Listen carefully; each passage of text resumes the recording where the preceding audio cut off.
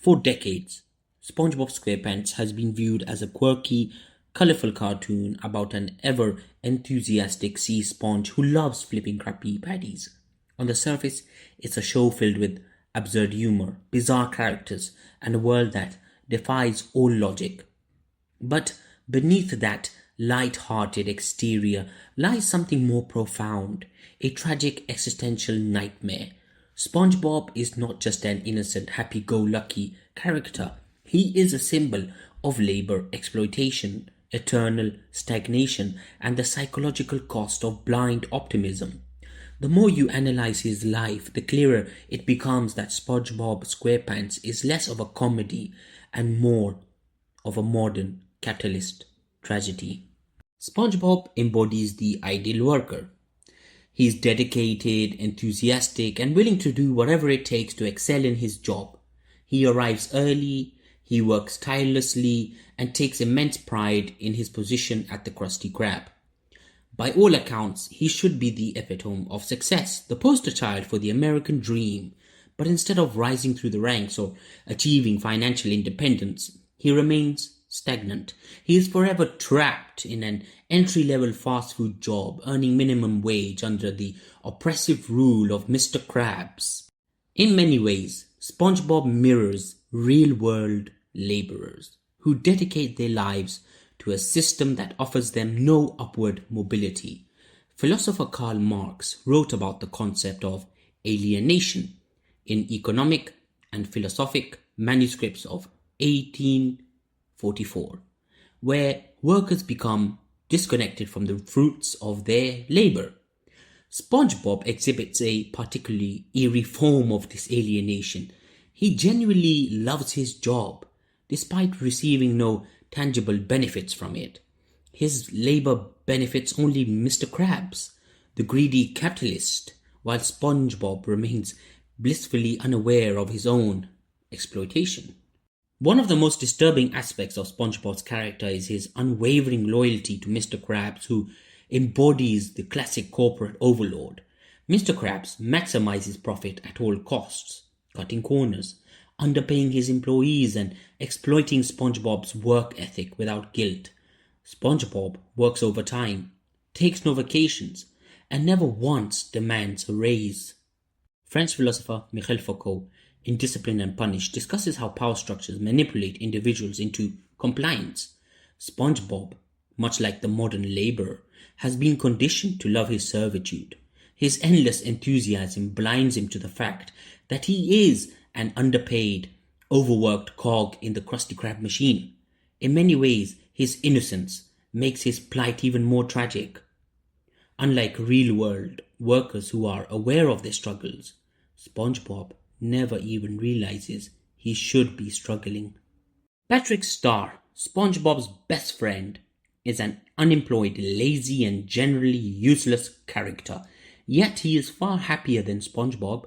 He sleeps all day, does no work, and contributes nothing to society. Yet he faces no real suffering. Meanwhile, SpongeBob, who embodies hard work and dedication, gains nothing from his labor. This creates a paradox that many people experience in real life. Effort does not always equate to success, and in some cases, it can lead to greater misery. This echoes the ideas of philosopher Albert Camus in The Myth of Sisyphus, where he describes a man doomed to push a boulder up a hill for eternity, only for it to roll back down each time. SpongeBob's eternal optimism is his boulder. No matter how much effort he puts in, he remains exactly where he started. Patrick, on the other hand, simply refuses to push the boulder at all, and in doing so, avoids the cycle of frustration. Squidward Tentacles is often seen as the show's grump, but he is perhaps the most relatable character. He is the only one who truly understands the absurdity of their existence. Unlike SpongeBob, Squidward desires more out of life. He dreams of becoming an artist, of escaping the monotony of the Krusty Krab. But he never succeeds. His dreams are crushed by reality, leaving him bitter and resentful. Jean-Paul Sartre, in Being and Nothingness, speaks of bad faith. where individuals deceive themselves into believing they have no control over their circumstances. Squidward exemplifies this. He despises his life yet refuses to take action to change it. In contrast, SpongeBob represents someone in complete self-deception, blindly embracing his suffering without question. Squidward's misery comes from awareness, while SpongeBob's happiness is the result of ignorance. Another aspect of SpongeBob's tragic existence is his perpetual childhood. He remains in the same routine, playing with bubbles, jellyfishing, and living in his pineapple under the sea. He never matures, never experiences real adulthood, and never moves forward in his life.